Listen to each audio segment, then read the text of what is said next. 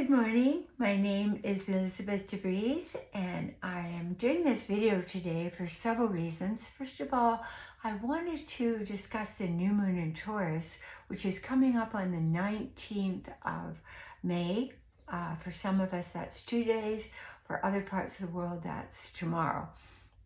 And the new moon will be at noon New York time. So if you're planning to do any kind of ritualistic setting out of intentions, do it after the new moon commences, not before, because before is actually the darkest side of the moon, and you will find that you're at the lowest ebb. But if you put out your intentions with the rise of the new moon, you will have an incredibly beautiful growth toward the next full moon. So I was looking at the chart and I was quite astonished because we have a new moon. A new moon means the sun is exactly conjunct the moon. It's exactly in a state of touching, right, one on top of the other at the same degree. So it will be at 28 degrees, 25 minutes of Taurus. So we've really, at the time of the new moon, only got another day and a half in Taurus, which is a fixed earth sign, a very solid, strong sign. You'll find people that have Taurian energy often have very indomitable health. And, you know, when you look at the people that lived very old in life, many of them are Taurus. They seem to have that sort of oak tree energy of survival and strong physical endurance. So we are going to have a very unusual new moon. I'm looking at the chart here, and we have 6 planets in Taurus.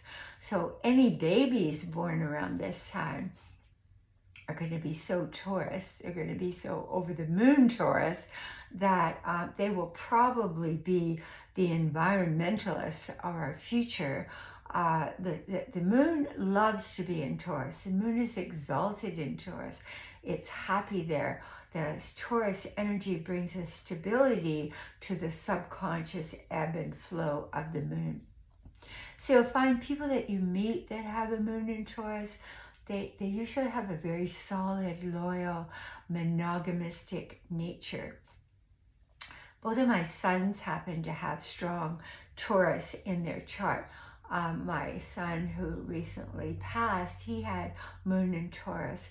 And when even though he had the vibrant, adventurous Sagittarian sun, when he got into relationship, he was incredibly devoted to his mate and very loyal. It's a very sticking by your mate, loyal moon, a very nurturing moon, a moon that loves the earth, loves growing things, loves connecting to the earth, loves to be in the body, loves the physicality, the sensuality of the body. So they usually are very cuddly. They like to be touched a lot. Taurus energy, you'll find a lot of massage therapists are Taurus, healers are Taurus, artists are Taurus, singers are, a lot of singers are Taurus, especially in the opera world, where they really have to go into the depths of their musical gift. A lot of Taurus singers. They have a great appreciation for beauty and aesthetic sense that is inborn because they're ruled by Venus. So they have a natural love of beauty. They have a natural stubbornness, a digging in their heels, especially with all this Taurus, with Mercury, which wants to be a sort of flowing, amiable, communicative sign. Mercury in Taurus is more stolid and set in its ways. If it has a belief system, they're pretty difficult to move with even a tractor. It's hard to get them to shift from one thought to another, but once they do, embrace change, because Taurus, that's one of their lessons, is to learn how to cope with change. because they like everything to stay exactly as it is. So we have got the Sun, Moon, Uranus, Mercury, North Node, and Jupiter. Jupiter's just moved from Aries into Taurus. So there'll be a lot of focus. You could see even in our government right now, focus on the budget, the debt crisis, the money, money, money. Although I must say in politics, that doesn't seem to go away no matter what the moon is. But this new moon in Taurus is, it's a very solid, making us feel kind of secure. And I would suggest that you set out your material intentions, your grounded, earthy intentions.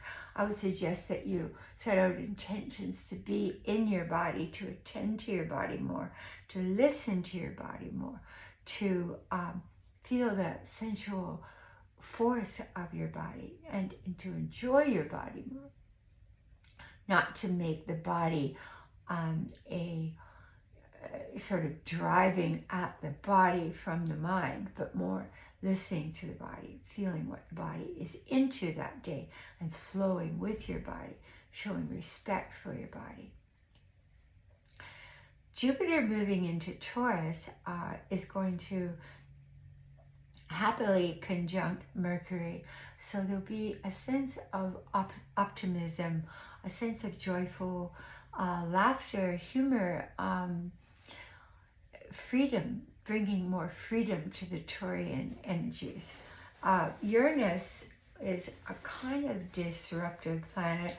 It does not sit well in Taurus, because Taurus is more stolid, stable, and one-pointed. Uranus is more flashes of consciousness erupting in our system. So that's why it's always depicted by the Tower card in Tarot of lightning striking a solid building, because often in life it is when we go through those out of the blue sort of explosive or how would I describe it? Is something happening to us that we have absolutely no idea was on the horizon, and it cracks us open, and in some way it shifts our perspectives or brings suffering or brings a whole new experience of life. So it shakes up the Taurian energy. It can even physically create earthquakes because it's breaking up Mother Earth, literally. Uranus being the breaker up of solid structures, and Taurus being the earth. So that's what I'm seeing there. And then I thought we really should realize that there are very rarely 6 planets in any sign. So this is a sign of really setting a solid foundation in your life, of realizing where you need to be more grounded, more real. And gardening is a great thing too, to plant seeds on the new moon in Taurus, or plants. It's a wonderful time. And the farmers follow that almanac of the new moon, and their favorite new moon is the new moon in Taurus, because that is relating to Mother Earth. So I'm going to draw a card that would be symbolic for our Earth at this time, as to what will be the gift of this new moon in Taurus. I like to combine intuition with astrology, with a sort of feeling of the chart, letting the chart speak to me geometrically and spiritually as to what is its gift to humanity at this time. What can we access? So I'll just draw one card.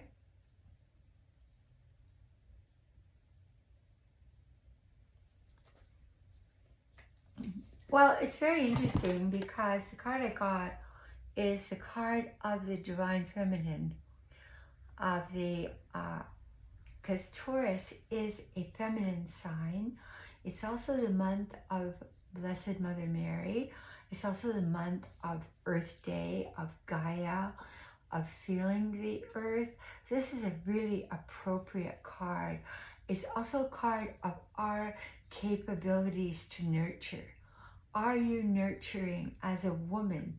Are you tapping into your essence of your divine capability to nurture life, to grow life within you, to grow plants, to nurture those that are suffering, to be with those that are dying, to nurture the creatures that you have, your children, to immerse yourself in the womanly pursuits. That there's nothing wrong with developing that exquisite womanly side of ourselves.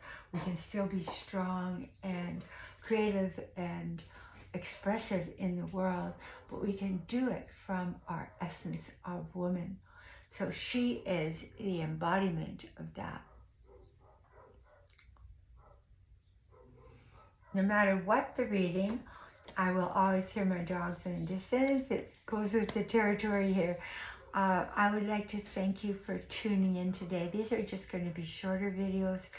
I would advise that on your new moon in Taurus, you get out a pen and paper and write down your own personal aspirations and read them out a few times.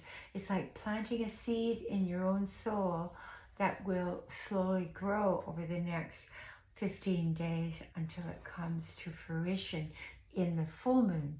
This is the time of planting seeds of thought and heartfelt dreams.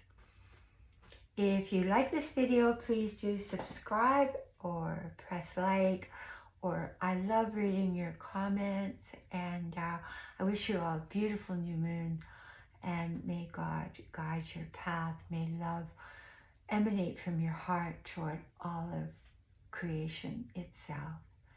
Thank you.